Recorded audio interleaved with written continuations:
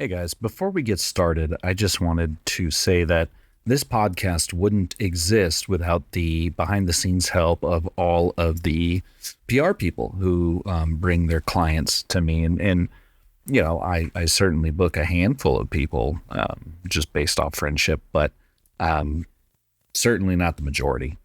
And one of the people that books a lot of folks for me is Maddie. And Maddie Meyer has just started a new podcast called Maddie Mania, where they talk about pop culture, going over all our niche interests, getting amazing guests. Each episode, is part fan spiral, part insider chat, delving deep into the fandoms and phenomena that make her lose her mind, from WWE to Broadway, comic books to Ariana Grande, Smallville, Teen Wolf, K-pop to the MCU, Jurassic Park to basketball, blending personal fandom, pop culture analysis, and interviews with people who just get it, just as she does. Maddie Mania, the podcast, is chaotic, funny, and heartfelt, and she believes pop culture isn't a hobby, it's its own language. So if you ever cared too much about something, please listen to Maddie Mania. You can pick it up on iHeartRadio, Amazon Music, Spotify, YouTube, all the great things. She's on her, I think, 4th episode. Let me look this up very fast. Oh my goodness. 4th episode, just brand new. But really wanted to shout her out. Make sure you guys listen to it because she's been a good friend to the podcast. And I want to make sure that she gets all the attention she deserves. So with that, let's get to this episode.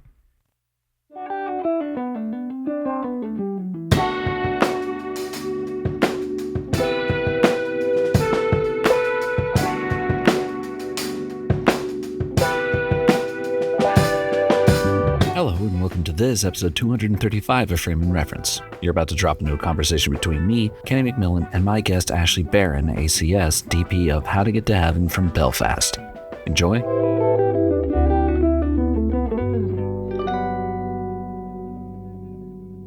Fujifilm just lent me their Eterna because I might use it for a documentary. Okay. I know you said you're like platform agnostic, but if given anything, like, are you I've learned about myself, I'm just like, give me big sensor. I want big sensor. I don't care. Yeah. Like, I do like a big sensor. It's nice. I think I like it a lot because it gets to see into the optics of lenses in a way that other formats don't. Because so much of the magic of some lenses lives in that kind of periphery that we kind of just cut into on the other sensors. So yeah, that's I think why I'm really excited by anything larger. And it just has that kind of separate. It sort of like has this sort of the separation between the foreground background, similar to what anamorphic does, where it's like it etches out, but you still feel it. Yeah. So yes, I'm a big fan. So yeah. I see the budget for. Well, I slapped this Midicon. It's like a $500 lens, I think. Not cheaper. But it's a 65 millimeter 1.4 made for the GFX line. So these things. Yeah. Oh yes.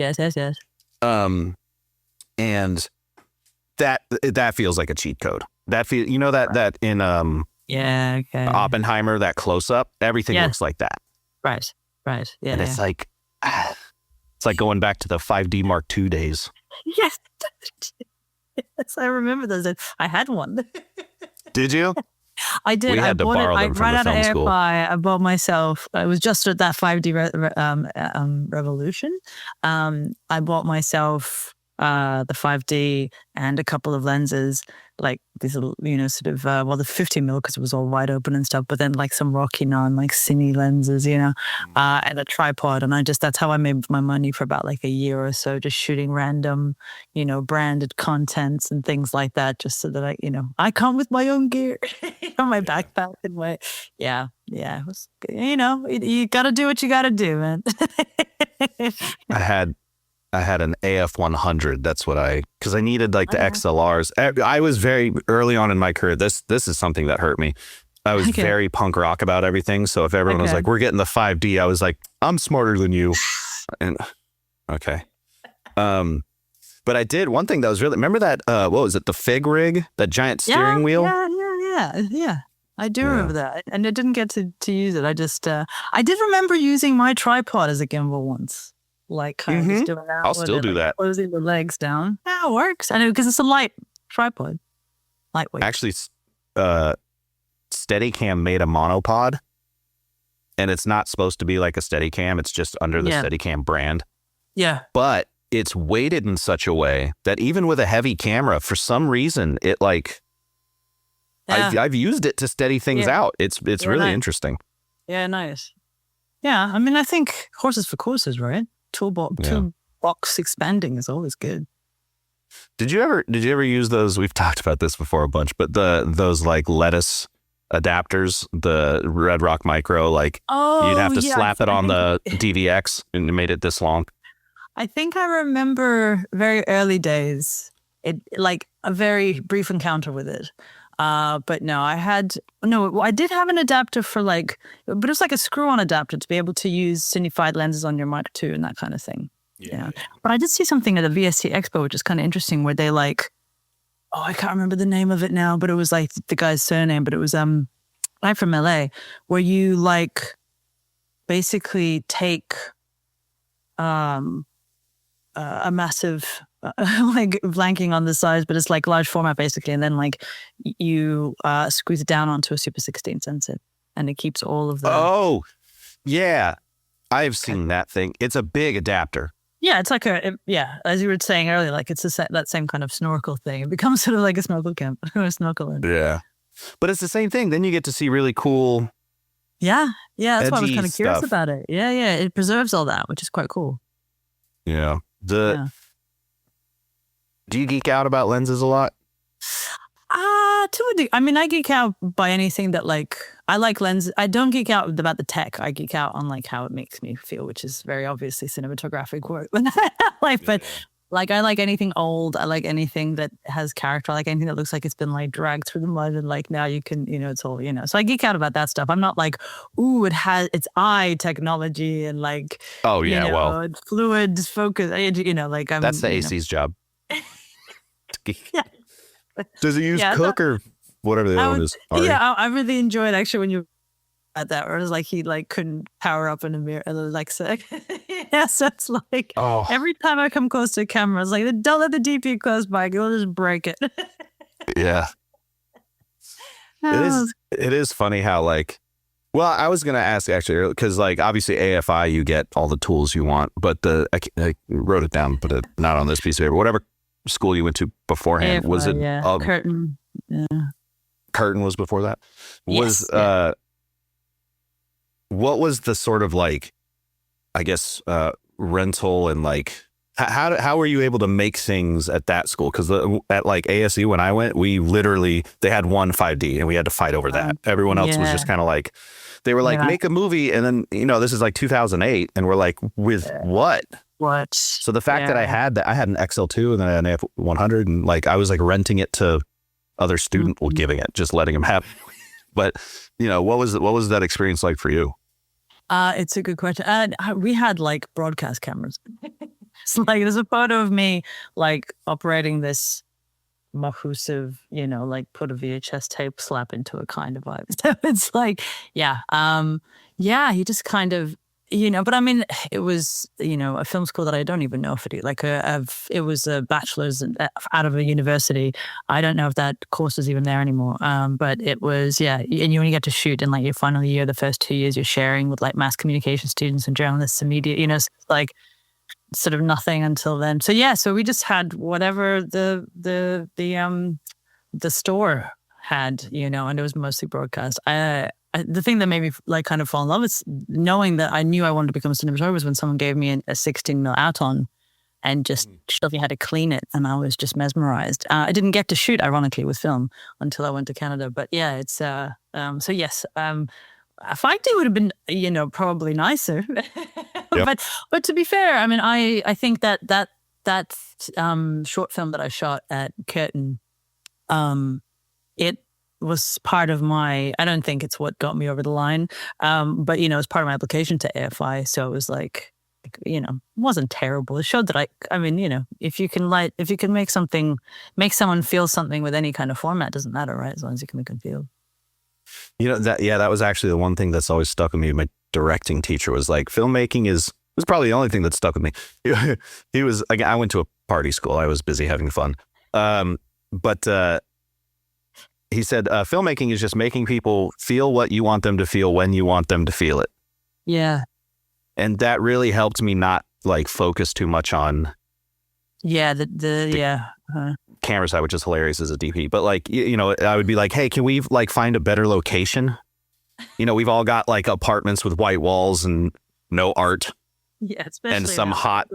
Yeah, well, this was in Arizona too, so it would just be like, it was okay. you know, you'd reach out to the acting school and you'd get these like hot 20-year-old girls that are supposed to now be quote unquote living in what is your apartment. Yeah. Real incongruous. No woman lived like we did. Oh, you've got a Pabst Blue Ribbon sign stolen from a bar. That's interesting. What does that say about this character? See, I like that kind of stuff. Now, to be fair, I love stealing random shit. But you know, I do have to say, like, I will probably kind of contradict myself, but I will say that I did start noticing changes in my trajectory when I started shooting with different kit.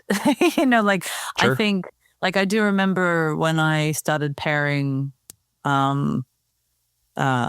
You know, like I used to pair like red cameras with like, you know, very cheap, like those Rockinons or whatever. And I don't know if maybe it was just my own heart didn't feel confident by seeing it would always look kind of flat or whatever. And then as soon as I started being able to get like anamorphic lenses or primos or, you know, that kind of thing, it just sort of, to me, it felt like there was so much more depth and what I was trying to communicate came through a lot more. And maybe it's just more I don't know, maybe people responded to the fancy. Because at the time I was trying to get myself more work in commercials in Sydney and Australia. So, you know, you know, at the time it was all like easy rigs and anamorphic lenses. And, you know, that was like kind of the vibe. So I don't know. But yeah, though I do agree that like, I'm contradicting myself, but I'm sort of 50-50 on both now because I've had both experiences. Well, and it also, like, I remember when I finally had a camera that shot log and like actually being able to color grade, like that suddenly opened up. And then of course you do the thing where you go too hard, you know, everything looks ridiculous and you're like, I need to simplify. Yeah, that's right. Just because you can doesn't mean you should. Yeah. No. Do you find you were able to, like, because you mentioned like more about feeling and stuff, do you find that you were able to articulate what you were trying to do when you were like experimenting, whether it be that or lighting or whatever, or was it more just like, this just feels right? Yeah, I know. It's always to this day, why references are so important to me. And even them, I try to analyze what about them that I like or dislike, because I've also shown references to people and they mimic it. And then I'd be like, that's not right. But I often still don't know how to, I mean, I'm getting better, but yeah, it's still that thing of like, I just need to see it to like, sometimes I can't quite articulate what's not working. But that's why I feel it's so, like, why I love what we do and why I stopped kind of doing anything photography wise, because I really love the fact that it's collaborative. Like, for example, I'm grading right now, Rivals, the show that I shot last year. And I just sometimes would sit and I just go, there's something not, you know, just like, there's just, it doesn't feel like night, or it doesn't feel like this or whatever. And then, you know, then you kind of spitball against each other and then they might do something and you go, oh, actually do that over there. And like, you know, so something becomes greater than the sum of its parts. And so I think that's why I actually don't, sometimes it's cool that you don't know what the answer is, because then this is why you have all these people that like, you know, or point something out to you, you go, and also I think as a cinematographer, like, you don't, you know, you've got so many things that you have to think of, like, say, especially if you're shooting like a, you know, a show or a project or whatever, like when you're on set, there are so many like neural pathways going on in the brain, you know, whereas like a gaffer or indeed a colorist later or whatever, they're just looking at that one thing. And so they really just see that, you know, like, and whereas you're like thinking about like the schedule and like the actors and the director and, you know, like everything, you know, so it's, that's also why it's important to have those people around. But yeah, so sometimes you're not going to see everything because you've got so much So many radios going. Yeah. You had mentioned once in a different interview that like light is the only thing that remains yours. Yeah. And I was wondering how do you balance that and like taking ownership of the image with like a really strong-willed director? Ooh, good question. Good question. I think the way that I balance it, right? Well, I mean, look, sometimes I think then I kind of, especially if I like what the directors, where they're going, especially if, even if they have better ideas or, like I can, because often, again, they're seeing it from the finished product. They have a score playing in their head and they have the edit going, and so then like if I basically then try to figure out how to provide what they need, and it'll always still come from my sensibilities, if that makes sense. So it's not like they're gonna be like, I want that, and I hate it, and I don't want it to look like that. Like I often, you get hired for something that you've done before that they like, and it's in your wheelhouse. So I then, then I go, okay, well, how do I structure my knowledge of light and what I like about light in a way that fits their narrative? And I don't know, maybe that is, pushovery, because sometimes like I look at some, actually on my show on How to Get to Heaven, there, I'm frozen. I'll come back. It happens sometimes. I can There still we go. hear I'm you. back. But yeah, so like my operator was like, "Oh, you're so calm. Like I need to be a bit like that." And I'm like, I don't know, maybe I need to be a bit more pushy. So maybe it's the wrong way, but I'm like, I don't want to fight anybody. Like we're all here to do a thing. So yeah, so that's that. Like I think sometimes you will work with people who were very visual directors, like Fincher or whatever. You know what I mean? Like he does what he does. He shoots in certain ways so he can do all he wants to it later. But I think then you figure out how do you imprint yourself through that mechanism. And every director is different in that respect. But yeah, it's a good question, because sometimes it is like, yeah, it's like, well, but equally then I wonder, how do gaffers and then colorists feel? Because ultimately buck stops with me. Like just because they like a certain kind of light doesn't mean I do. Or my colorist will do a thing. She's like, I think it looks good. And I'm like, so it's like, and I don't, no disrespect, but like, but equally, this is my work. So, so it's like, everyone's got someone to answer to as well, don't they? Yeah. Yeah. Honestly, if I ever was given the privilege to shoot for Fincher, I would just delete whatever my thing is. You're going to his film school now. That's like, you're going to learn how to make a Fincher movie. Oh, totally. But that's totally it. I also think it's like this, like I said, if especially if you feel like they are elevating through their ideas. And I've had directors, gaffers, people teach me things by like doing something. I'm like, I never would have done it that way. That's actually smart, Yeah. So I think there is also that element of like, you do just like let the ego go away, and like, and I even remember like, on Dangerous Liaisons, we shot a lot of scenes in one, or at least one shot, one setup would be fluid and would move around a lot. And which drove my gaffer crazy, because, that takes a lot of work. And sometimes we would shoot in just on the iPad, just with the hand trying to dance. And I remember showing him the final piece, which got edited, and he was like, "We didn't have to light it like that. Oh my God!" Yep. Like, why? And I'm like, "No, but like, what makes this kind of lighting approach and this kind of shooting approach so effective and powerful is that, like the actors feel the fluid, like it informs the performance, because they can be fluid. They don't have to hit marks. They can go, so there's an energy to it, even if it's not energy through camera movement, like in a Warner sense, but there's energy, but there's, between the actor and the camera. So I was like, this isn't about our lighting, dude. Like this was about trying to create, again, of making people feel a certain way. So yeah, there's something always bigger than yourself. Yeah. A lot of Belfast was lit pretty 360, right? Oh yeah, that was very much the first, and that was the first thing that we kind of talked about when we met, even because I think a lot of, I've sort of become a little bit the 360 gal, or at least that's what always is brought up when I have meetings, because I did on Dangerous Liaisons and it worked very well, and then people get excited by like hearing another director say, "Oh, Ash let me do all the stuff." So it's like I didn't fight anyone. So yeah, and I think I think for this especially, it was very kind of valuable from the beginning.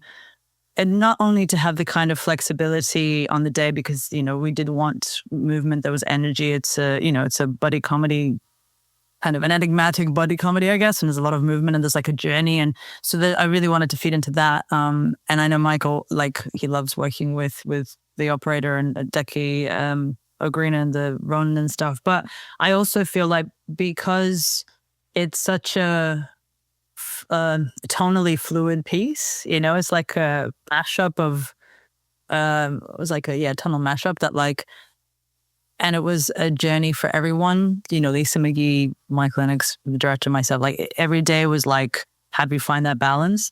That I wanted to create that kind of environment where we weren't locked in, fully, so that you could every day respond to what was in front of you. And you always do that anyway. Like, as soon as you can have the most prepped director ever, and then on the day things might change because of actors and location and serendipity, or shit hitting the fan with schedules or something, but for me it was also really important because it was that thing of like, yes, there were ideas and there's references to blah blah blah, but like ultimately, when you finally see it on the page and then you see it on screen. Like, I know that Lisa McGee, like, she actually said that, she took out some jokes because she was feeling like the jokes were kind of undermining the drama or the horror or the thriller or mystery other times. And sometimes you can only see that when you're there. So yeah, so it was like, there was a multitude of reasons why 360 worked, but yeah. And I don't know, I do, like I said, I really enjoy the energy that brings. Yeah, I mean, you guys, I talked to Nat about this, but like employing that, I've used that Atlas 21. Oh yes, and I applaud you for even bothering, because especially if you're gonna light, who cares if you light for 360? You can't light it all with that thing. It's gonna be in the shop. Oh, so good. It's funny. I actually remember Nat reading something that she said about how like, oh, this is my lat's in shot. Yeah, I just, like I said earlier, I'm such a big fan of anything that has character that, and we had to be very mindful that we didn't use a format that distracted from it was, from the comedy and from the world. I had to like just be odd and warped enough, So for me, the 21 was just like that perfect little, well, here we are, that you can go back again. It's like you're constantly like, you're sharpening the comedy with this eerie weirdness. Like, I just thought it was, yeah. And but I think I was gonna say something else about it, but now it's escaped me. But yeah, so for me, I'm like the weirder the more that can play, the lights can, that's why there's a lot of like people's, like lights in hands and things, so they can just follow with the cast. Oh, is that where did you have people just hand holding lights? Yeah, sometimes we did. Oh. Yeah, which we did a lot. I got that from Dangerous Aliens because we used to like have stereo tubes in hands and move them around and stuff. So, but we also got to like clip light. Stereos are wonderful. The tiny clip them and that kind of stuff. So, so yeah, actually a lot of our lights there's so many that were not even like the no lights on stands, and then lighting from outside, and like just a lot of integrated lighting, so like there were like pracs and things like that. But I mean, yeah, and sometimes it's like I said, this is why I light for the grade, because there's often things, the shape that you do later, because you can see. How do you, if people are hand holding lights, how do you keep it from looking like they're moving? Yeah, it's a good question. I mean, I think rehearsals, direction, softness, like strong people, strong dancers.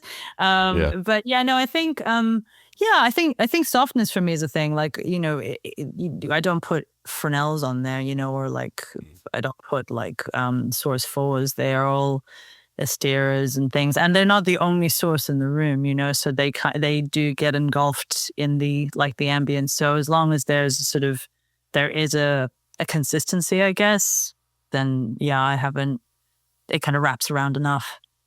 Yeah, I did see that you're a particular you're particular about eye light, and I love talking to people about eye light because I think it's the one thing that, like, you talk about 3-point lighting. I think eye light should be included there should be 4-point lighting in schools, and eye light should be one of them. Because like sometimes the shape, even before I realized that like that was a thing when I was a student, sometimes it'd be like a close up and the eye light makes them look like they're going to cry, but it's not a crying scene. Yeah, You know, like they just placed it somewhere, or maybe it was a fill light that was just getting caught, you know, and you're like, because, you know, as a DP, I'm always staring at people's eyeballs, like, where'd they put the light? I want to know. But yeah, what's your general approach there? Oh, I think, I mean, in terms of thematically or technically, because I think in terms of, I guess both. Both. I mean, thematically, I think a lot. I mean, it's all in the eyes. I think obviously eyes are the windows to all that kind of stuff, but also like everything hangs off of the characters. Like as long as you see the eyes, and especially when we talk about darkness, like I think, I think that as long as you can see the eyes, there's like a ping in them. So much can be forgiven in terms of, and there's obviously a bit of separation, whatever, but like ultimately it's like you don't have to be whacked with a massive key light as long as there's even just, like I really enjoy what are they called? Like the bricks with the dome. Dash. The dash, that's it. And you have the dome on it, and it just gives you that circular thing. So you don't feel it like there's like a futuristic like line in their eye, or a square, which is, so you can always tell what it is. But then when you don't use the eye light, that you use that's a whole other story thing. Like they're dead inside, they're hiding something. You can really it's a powerful thing. So I think for me, it's just to get out of jail.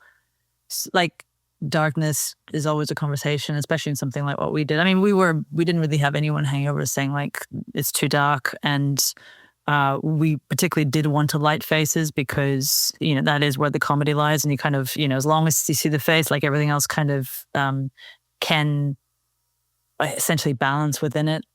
So if the whole world is dark and creepy and there's like one red light somewhere, or in my case the purple, because I was a really big fan of if it's purple someone's gonna die. But the do you have that book? Are you about to pull out that book? Holy shit. It's in one of these piles. There it is. Brilliant. Oh my God, you're the only person I've ever mentioned it to that actually knows it. There it is. Yes. Yes.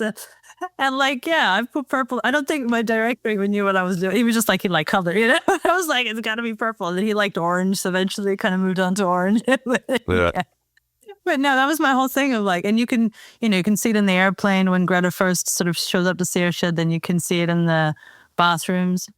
Like there's just random like purple glow from the like the windows, and then what I really really liked doing was that like that there was always like this sort of like I like to call it like a vivid unease, where it's like you don't actually see where it's coming from, you just feel an ambience of like, you just like the smoke picks up light, like we had blue in the church or in the hotel in that first episode in Noctara Hotel, like that we had this purple glow that we actually had an Anlux with purple dialed in to like bounce, so that it would just give this like just this vibe. So it's so for me anyway, I digress into color, but yes, I'm so amazed that well, like half of the collections I have book, some of them are like photo books, I got books, but the color was the one that I like. Even to this day I still get real nervous about, and maybe this is just this is more than likely just a lack of experience, but because I primarily shoot documentaries now, but even before that, it was everyone is just asking for natural. I just wanted to look. I don't want to notice that there's a light anywhere. So I got really good at balancing, like there's a light here. This isn't the window, but I got good at that color temp, like exact color temp matches with like XY coordinates and stuff, which made Steve Yedlin very happy, which I was like, yay, he loves me. It takes a lot. Oh, Steve. Yeah. But stuff like that. And then just like, I feel like it probably comes from back in school and stuff when like you were using shittier cameras, and if you introduced any color, it would just kill the whole, it was harder to control. Maybe I was just inexperienced, but no, I think you're absolutely right. There was this whole like saturation and like banding, and now that we have HDR, it's a whole other world. So yeah, I hear you. Yeah, there was, I agree. I asked Nat this, but this would be a good question for you too. Like, there's a ton, not in every scene, but in a lot of scenes, there's a whack ton of color. Yes. How do you keep it from, is it just the technology that allows you to send it and not have to really worry? Or how do you keep it from looking muddy or too monochromatic or messy? That's a very good question. Pockets, direction. So like, and like having, like there was never even, I think haze was the only thing that gave us sort of a broad vibe, if that makes sense. So everything was kind of like all of the, I don't think it's very seldom that we had a fixture that would not have a honeycomb on it, like a grid just to like direct it. So, and then, I think it's just like when it's integrated and you have enough darkness that balances out. Cause I think that was for me really important, thematically with this as well, was that because we did want this eerie beauty, we did want this like vivid unease. We wanted it to be kind of like, it couldn't be gloomy, and Right. For color, its interplay with darkness really, one kind of brings out something in the other and then brings the other one down. So like it allows you to I guess try play with that tonal fluidity. So I think for me, making sure there was actually enough darkness in the frame that allowed, because I think if you were like in a white room, I don't think it would have been as Sure. as effective. So for me, there's a lot of, it's about that kind of balance as well. So, and of course, your technology does help. And then the grade is huge, but you just like, I don't think we ever washed any lights. For me, it's like having a glow that comes up from like when you have an Astera behind a couch that just gives a bit of a glow onto the wall below, and if that's a color that separates it too. So it's I think, and when you play with color, I think it's one of the few times where I'm not a big fan of small fixtures because they just like light physics, it kind of could become quite hard. But if you have the right kind of diffusion, obviously. But I think when it comes with color, like you do need something that isn't as massively broad that kind of goes everywhere, if that makes sense. So it's a balance. But it's funny, as I said, I'm like, how I think it does become a bit of an intuitive thing that like you kind of, when you see it, you go, like, let's close that down, like when we bounce, or like, it's also about level. So I'm like jumping around, but it's also about level. Bro, like, that's me all the time. Don't worry. You go right ahead. I'm following. Like it's you like, this is my life. This is my brain.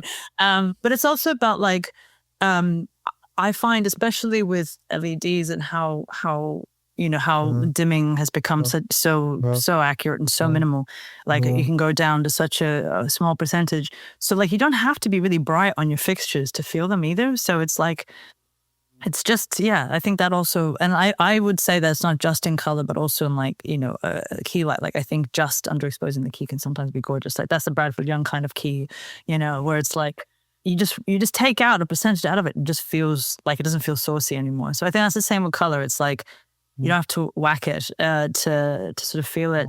And I actually learned like, I used to play a lot with gels when I was at AFI. Like I don't even remember who I gave my massive box of very dusty gels to, but like you sort of learn which color, like temperature source mixed with what gel will render what kind of hue, like I'm a big fan of sort of more of a neutral vibe. So like I would tend to put most colors on like HMI. Well, at the time it was HMIs. So it was either a tungsten Fresnel or an HMI, but like, anything that had like a sort of 5600 daylight base.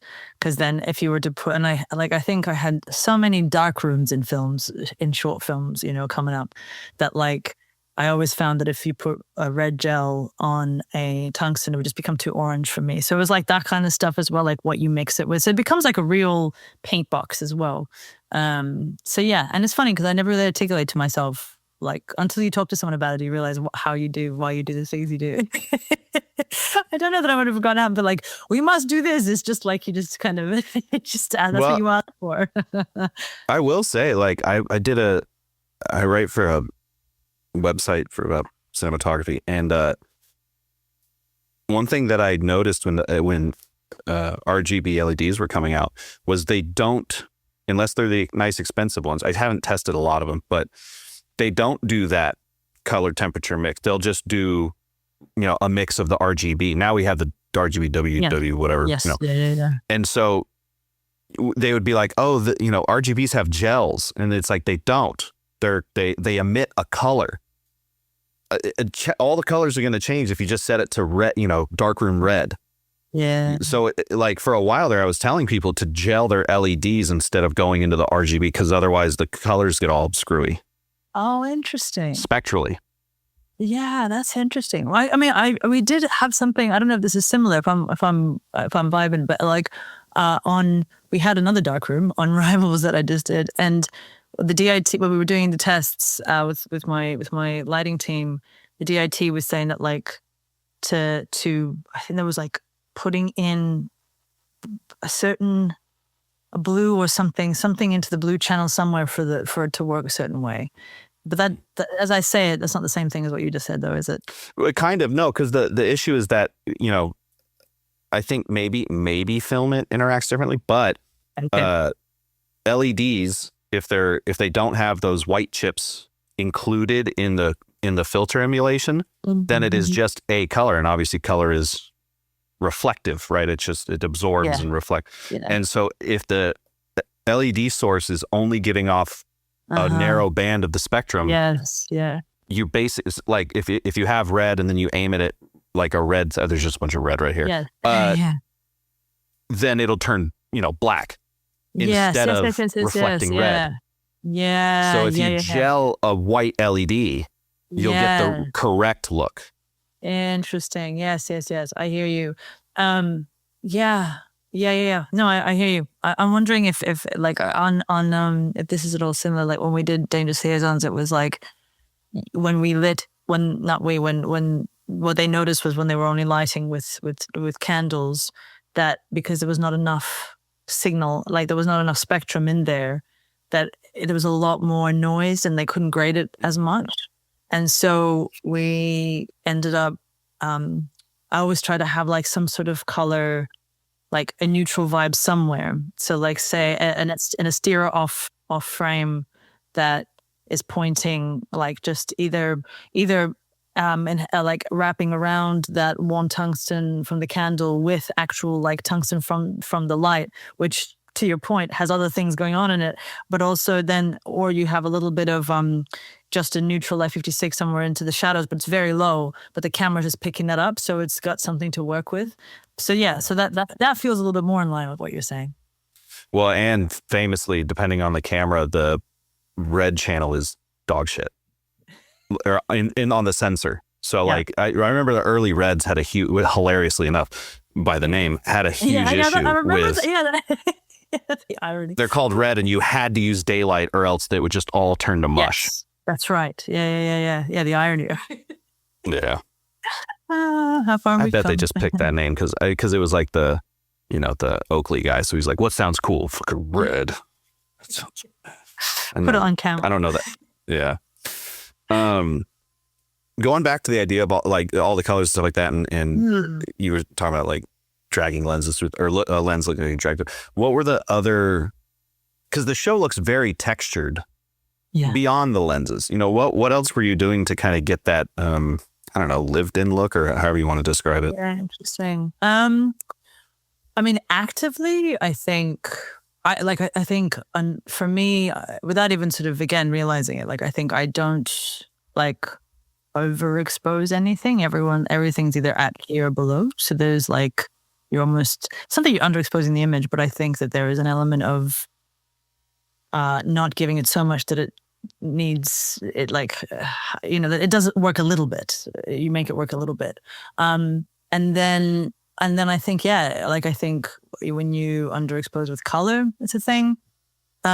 Lenses had a huge part in it. I really do agree. And then in the grade, like the LUT that Gary Kern made for us, our colorist, we added a little bit of gray, and then he like the way that he skewed colors, I think brought on its own, blues went cyan, and like, I don't know, there was just something about it. And I wonder if there's something in that as well.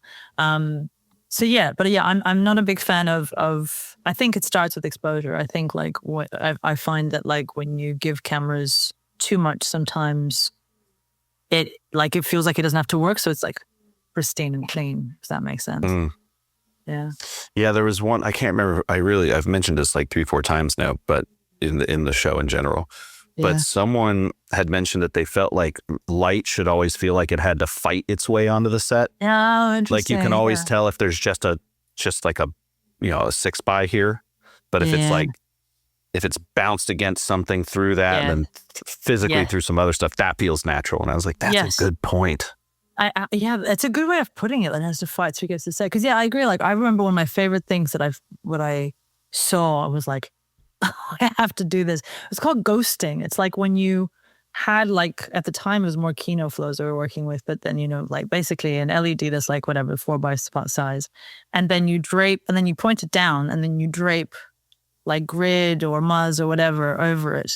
And then it becomes this ghost of itself. And that's the key. So it's like, it's non-specular. And so it's just this like passive almost light. So yeah, that's good. Oh, hello. Is that what you're doing right now? Yeah. I can't. I don't know if I'm gonna. Fuck. What you can. Sorry. I'll send you a photo of it later. Send me your photo. That's brilliant. Yeah. So see, it works, doesn't it? It does. And you know what's funny? I had because it's just this tiny little light, and it's at like 5% because it's just that's the other thing. Again, this like it's about yes. But I had for the longest time because it's just like this is like all my color grading suite, my editor. You know, there's like 3 monitors over here. And then this is just like a tiny little section right in the corner that I do the podcast, and it's just straight back to work. But I had this massive softbox hanging off this thing. Yeah, and it was just so annoying to always be there. Yeah. And then I just, you know, partook in some Los Angeles gardening and came up with that. And I didn't know it had a name.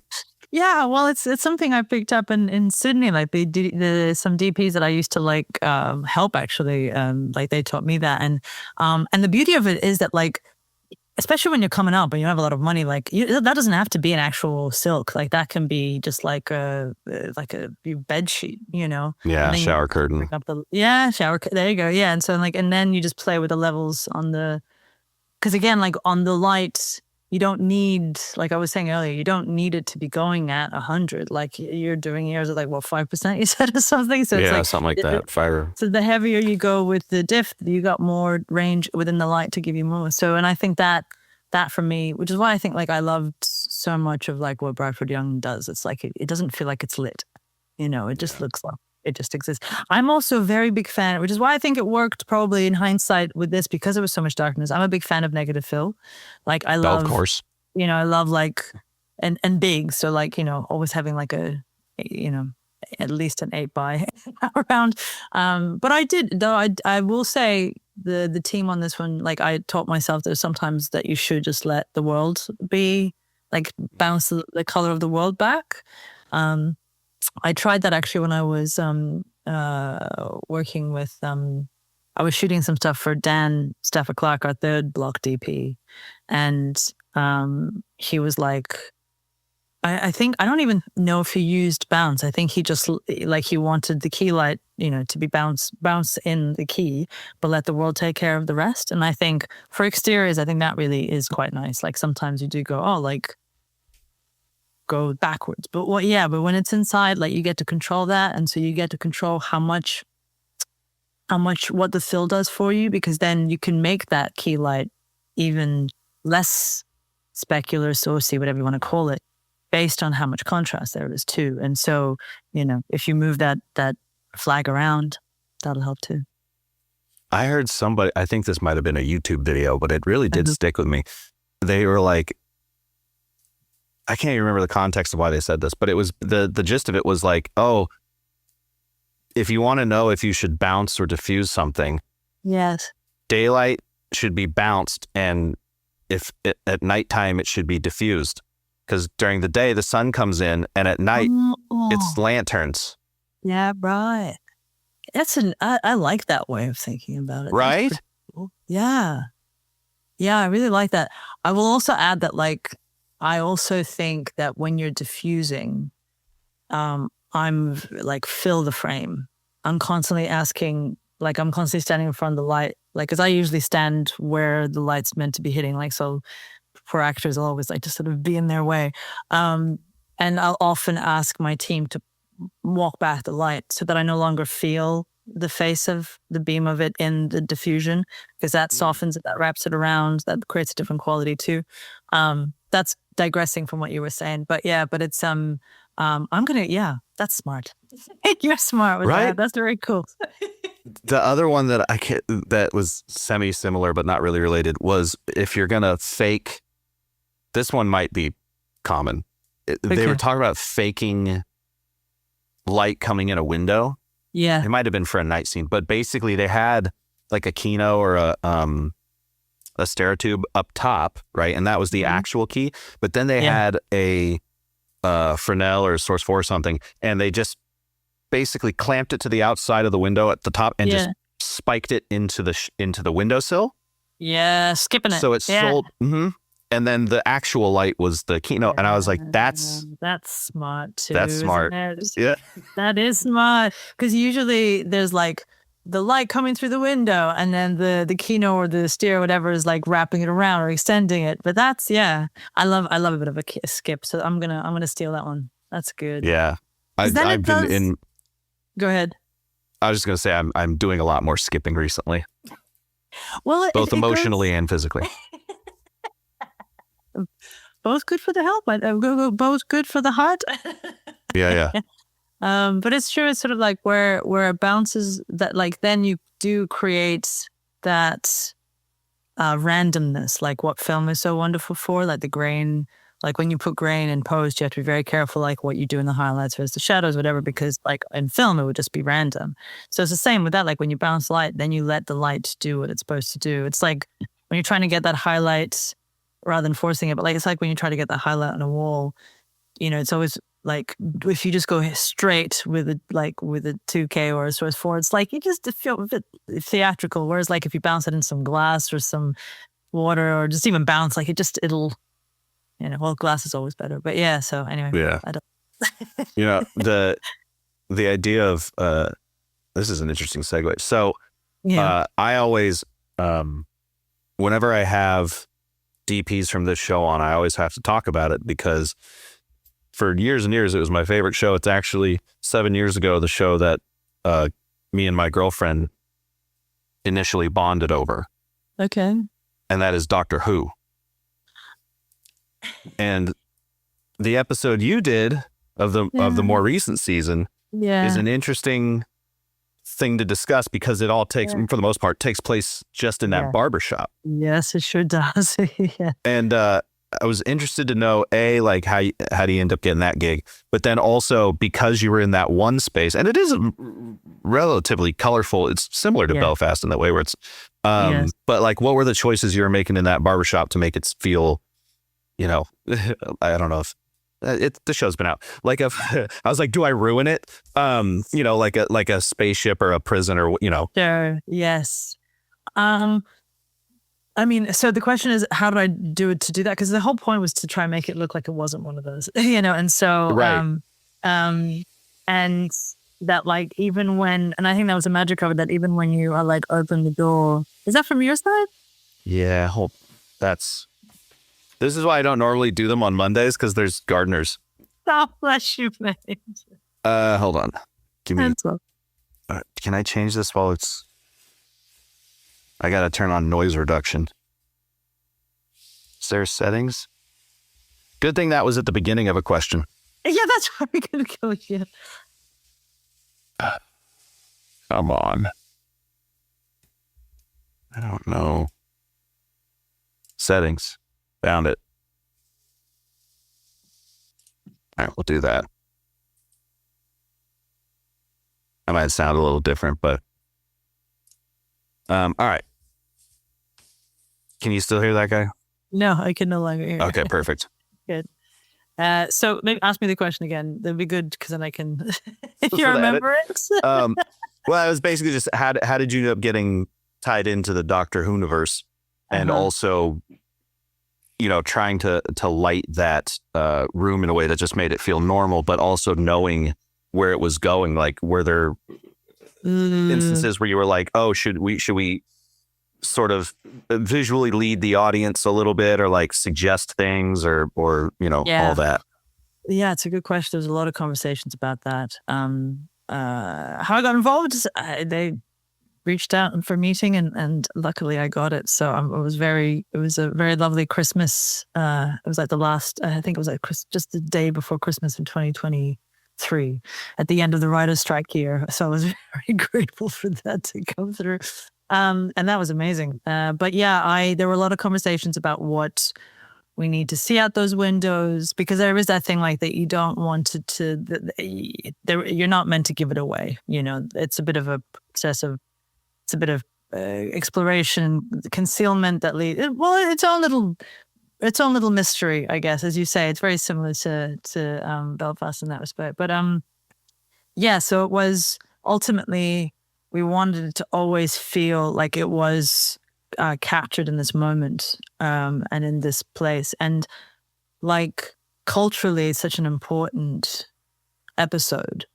And so trying to retain the authenticity as close as we can, because obviously, if you were shooting in an actual Lagos barbershop, you would be able to fit all those people in there, and that was a big conversation between the production designer and I about like him wanting to be authentic and me needing to be able to shoot it, especially with all the movement the director and I talked about. So, but yeah, so I think that idea of like that, like there's this heat of the sun, there's this dust, our VFX producer is from Lagos, and she was showing me all these photos, and it was all just very dusty. So I just really wanted to maintain that. And also like color was obviously important, not just in light, but in the design, because it like, again, the culture is so colorful. The clothing is also colorful. Like, there's accents of color everywhere, like the way that they painted the walls. I mean, and we did a lot of testing with like swatches of different paint colors and different blues, and, and then putting stand-ins in front, and then obviously finding stand-in that had very similar skin tones, because it wasn't just about black or white. It was about like black skin has different, like some are more blue based, some are more warmer. And so it's like, getting that right, because again, all of this was very important. I mean, it's always important to render anyone's face correctly, but I think particularly because it's such a Nigerian story. So yeah, so it was that was the initial thing, and we tested.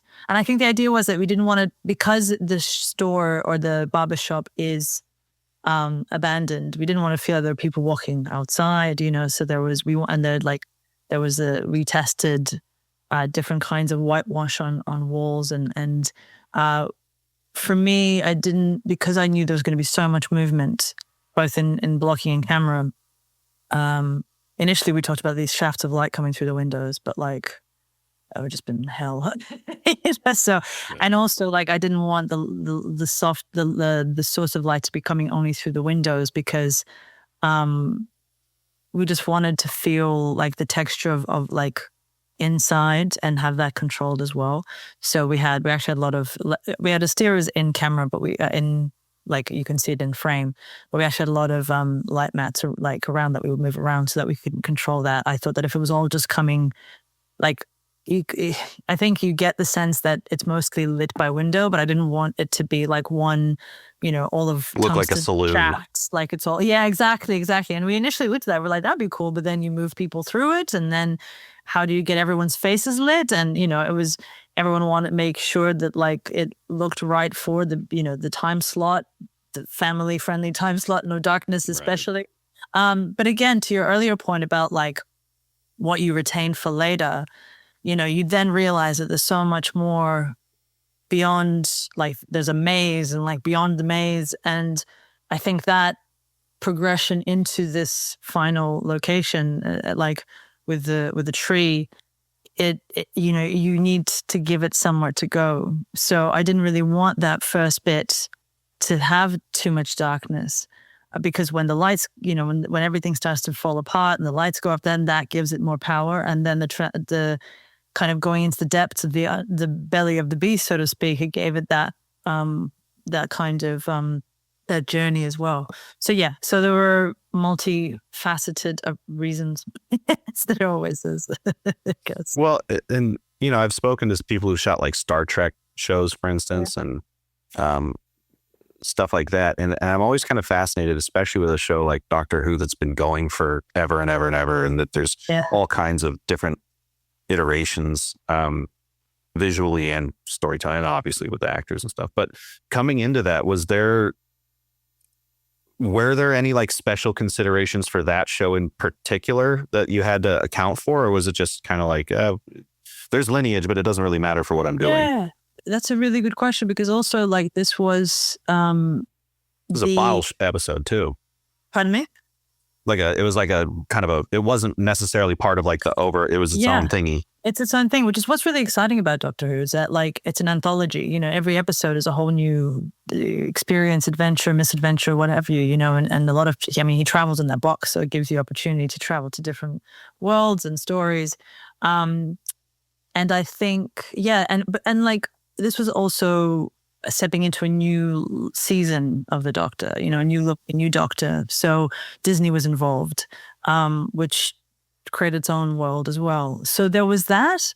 I think you step into recognizing that you're going to have, conversations about darkness, like I said earlier, in terms of what time, who's watching, who the audience is. It's a big consideration. But there is, and especially when you have a Black Doctor, like there's always those kinds of conversations too. But ultimately, I found that was the exciting thing about being involved with something like this Doctor Who, is that it's a new season and it's a whole new story. So it gives you an opportunity to do something with it or to contribute in a way. But yeah, so luckily, I think there's like, I knew that like, say our exec, like I did a lot of tests because I wanted to make sure that we were all on the same page as to like how bright is bright. Cause I understood that like bright windows was not something that, some of our execs were attracted to. So, there's things like that, but I didn't feel like we were restrained or that we had to make it look a certain way because of the rest.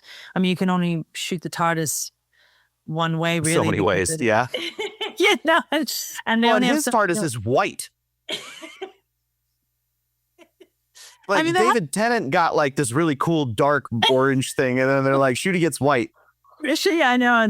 But I mean, look, I'll give him this. This was built well before I joined. But though you didn't have a lot of facade, like it's literally half of a facade that you get to shoot in. But like the lights could change a little bit of color, Right. So we had a little bit of leeway, and then we were able to like play with a bit of color contrast in the grade and stuff with Garrett Spenceley. So Company 3. So it's like, but again, like, and there's always, I think it's the showrunner thing, right? There's always a consistent through line on set. So even if camera wise, we're doing something different, there's always someone that's been there and been carrying the show for years that will always tonally make sure that we're on the right track as well, because we're all guests. But some of these producers have been part of the show before even Disney got involved, and it was like, so it's like, and so I think they're the people that, that's what helps keep the through line when people like us still come in with our ideas. The understanding that there's probably a few things that just you can't talk about, but there's been a lot of discussion I've seen online of like, there's a Netflix look, and what's hilarious to me is no one can agree.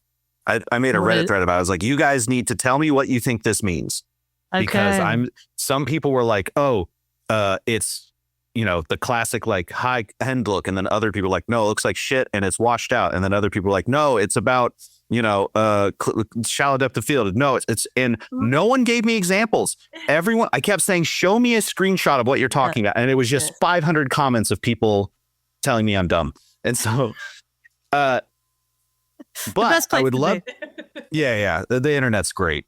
But I'd love to know what type of, you don't have to get like specific, but what type of notes you get from a Netflix or a Disney when you are making a show for such a large industry? Because I assume like, or even like BBC, I don't know if you probably shot some stuff for BBC, but I think the larger companies, like when they have notes, what do those tend to manifest as?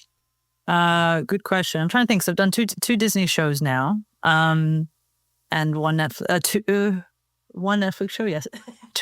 Yes. One Netflix, two doctors. Because you also have Tenet. That's right. DT was in Rivals. Yeah, that's right. I was like, hi, I was on Doctor Who too. Yeah. Look, Netflix's notes were more to begin with. That format was a first and main conversation. Beyond that, they still do when it comes Like to me. 4K versus whatever. Well, like, or 2-to-1 versus anamorphic. Ratio. Yeah. Ratio. Yeah. So we had a lot of conversations about. We had a bit of back and forth about that. That's not actually even back and forth. It was more that you had to present your case, which is I appreciate, because it, like, you don't want to do anything just because it looks cool, like I shot lots of tests between anamorphic and spherical, and ultimately you just look and you just go, this is, and ultimately everyone would just agree that anamorphic was funny, like, and it just worked for the comedy. And I think it was this sort of world building part of the contribution to the world building. So that was the most, but again, and then beyond that, I think any conversations that Netflix would have would be more from, above the line, like it didn't reach me. There was no feedback that I don't remember hearing any feedback about dailies, like, oh, that this is too dark, or that this is whatever. And I think everyone was quite excited for us to. Everyone was learning what this beast was becoming, because it was such a Dairy Girls mashup of darkness. Yeah. Whereas, with Doctor Who, the feedback was mostly from Russell T Davies, who's our showrunner. Again, it didn't reach me. And then on Rivals, it was always, I guess I've just been fortunate. It's always about, like, we've created this world and we want you to use that as your paintbrush, because, like, with Rivals, it's this, like, 80s, like, sexy, funny, like, again, it's a period piece that I haven't played in yet. But they really they loved, like, that embracing of style that underlined the substance. So there was, like, flares and, like, heightened colors and, like, different kind of movements. So, like, for us, it was actually, my director and I kept on asking ourselves, is this Rivals enough? Or is this Rivals every day? So I think if we hadn't been doing that, we would have heard something. But I think that, it was they're the kind of notes that I got. Again, because over the years, in the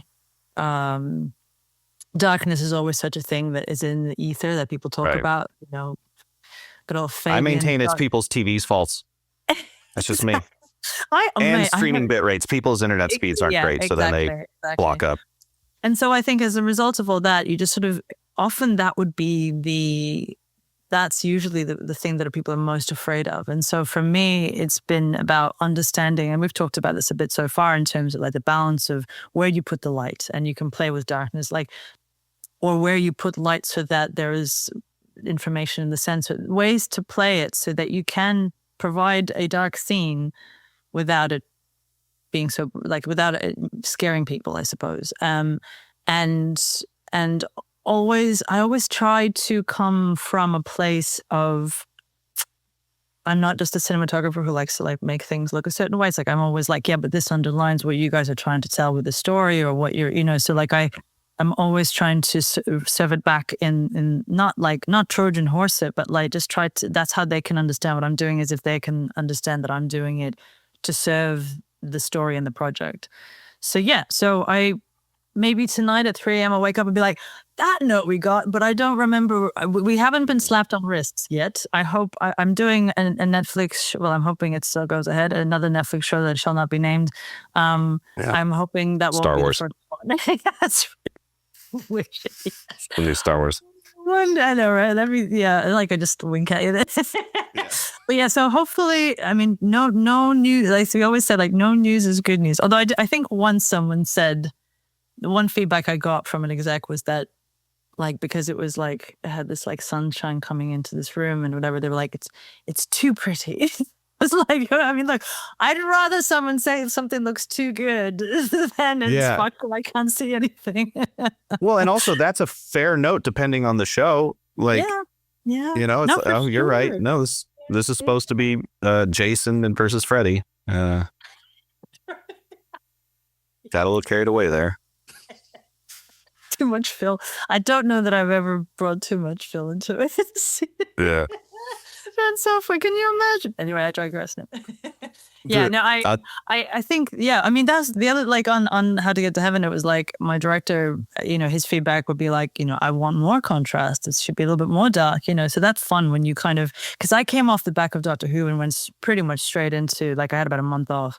I went straight into How to Get to Heaven. So it's like, there is a process of, that I've learned that it even happens to you without noticing it, that like you do need to uncouple yourself from the process of the last job, because you will see, you'll look for things that the last job needed, but this one, like, you don't have to like be safe, like, or be like, you can be a bit weird and you can throw shit that doesn't make sense, and you can like let the color make you can make people feel rather than just sort of present. And and I'm not saying that's what we did with Doctor Who, but it's like you're always mindful that you didn't want to have too much, it was always that kind of Disney darkness, and whereas with Netflix, it was like with How to Get to Heaven, it was like, I actually had to remind myself to like weird it up, and play to the broke, and that actually took me a little bit. Like I had, like with my director, it was sometimes him being like, remember we got it, like I need to just more contrast, please, like less ambience and stuff like that. So and it is like, so that was one of the learning curves for me too, is just to sort of like try to figure out a way to like brush off the last job. Well, and it's funny too, like just speak to the idea of like what makes sense for every show. Going back to the idea of the people on the internet, that seems like regardless of what it is, everyone wants everything to look like Seven. Everyone will always bring up Darius, like screenshots of Darius. And they're like, why not like this? And you're like, well, because that was Seven. What? Doctor Who should not look like Seven. Oh man, maybe it should. I would love that. Are you kidding? Well, I'm not gonna lie. After the Matt Smith arc, I was like, okay, he's been like in a box for what, millions of years or something like that. Like he's got to be furious. And then they got what's his face, the old guy. Why am I blanking on his name? I love him. He was my favorite one. I'm the same. I can't remember faces, names. Peter Capaldi. Okay. And he was cranky, angry, and bitter. And I was like, yes, this is what I wanted out of my doctor. Cranky, angry, and bitter. Just projecting, ain't you? Yeah, a little bit, but also it just made sense tonally. Like you've been in prison for 1 million, and then they did it to him again. Yes. And then we got Shooty out of that, which kind of made sense, honestly. Yeah, it's interesting that like I have had DPs talk about working on sort of on shows where things are quite bright, and they're just like, I'm sorry, but this is a sad scene. Someone died. There needs to be some shadow in here. Like, come on. Like, and don't get me wrong, sometimes it's like kind of what we did, now that I say it, some of the stuff that we did in Belfast was like you counter things, like what, places that are the familiar, you throw on its head, because that tonal shift is what sort of kind of keeps everyone on their toes. But so sometimes it is interesting to have a bright scene that is very dark and gloomy, whatever. But yeah, sometimes you're just like, come on, guys, like this is night. There should be it's always when you get at night. Yeah, it's always when you get like a director who's just always looking at the monitor like, are we gonna see that? Are we gonna see that?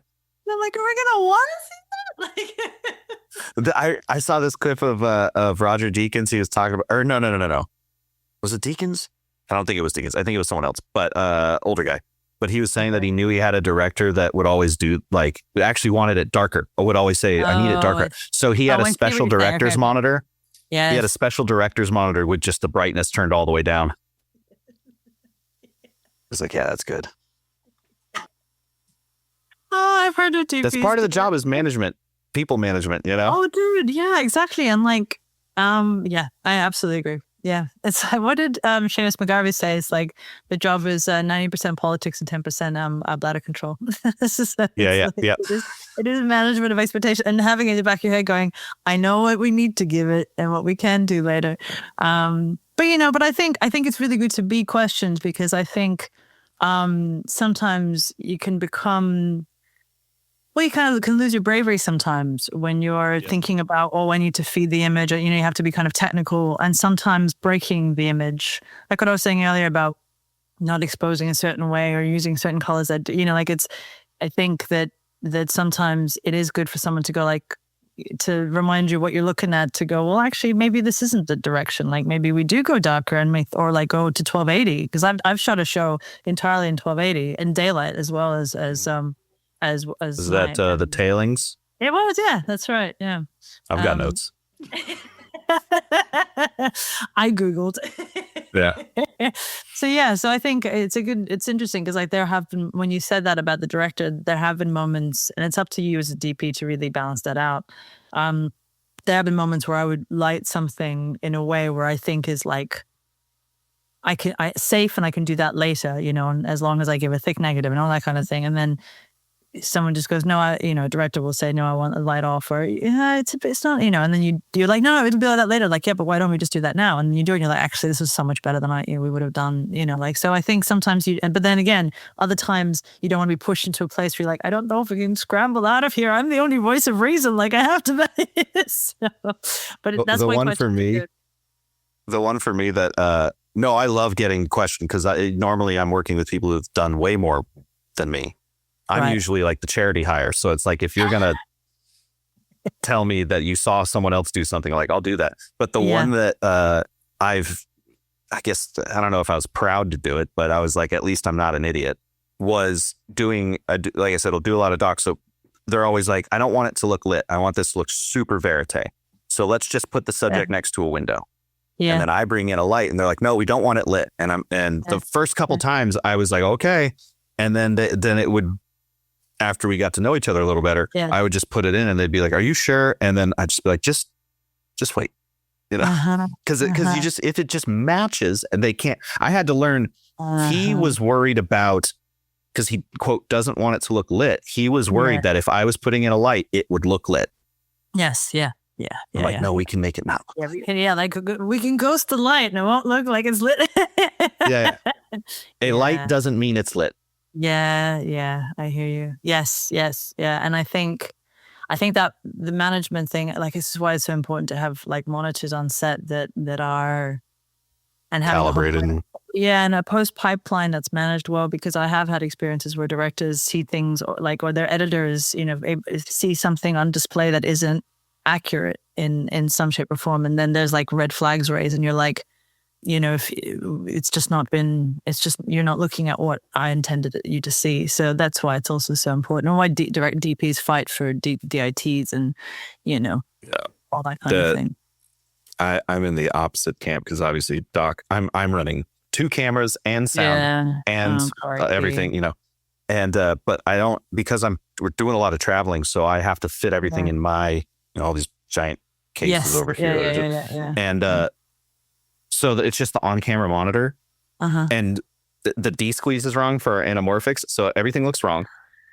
And I just have it on regular 709. So what I've started doing is the second we get back from the shoot, like to the hotel, I throw like a few nice things in Resolve and give it like a nice grade and send it to them and be like, see, looks good.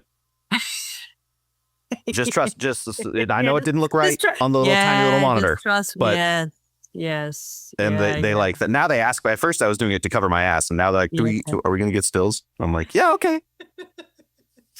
Damn what you're good at.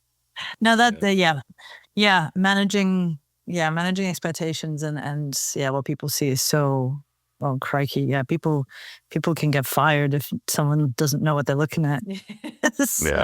Say, I need to let you go because I have to go as well. But it's so lovely talking to you, and the show's great, and hopefully on this next show we can have you back. Yeah, I love that. Cool. All right. Enjoy your other one. It's not gonna be as fun as this one. No, I don't think so. But they also had Nat on their show before me. It's just like we're just like just playing catch up. All right. Go have fun. Bye. Bye. Frame and Reference is an Albot production, produced and edited by me, Kenny McMillan. If you'd like to support the podcast directly, you can do so by going to frameandrefpod.com and clicking on the Patreon button. It's always appreciated, and as always, thanks for listening.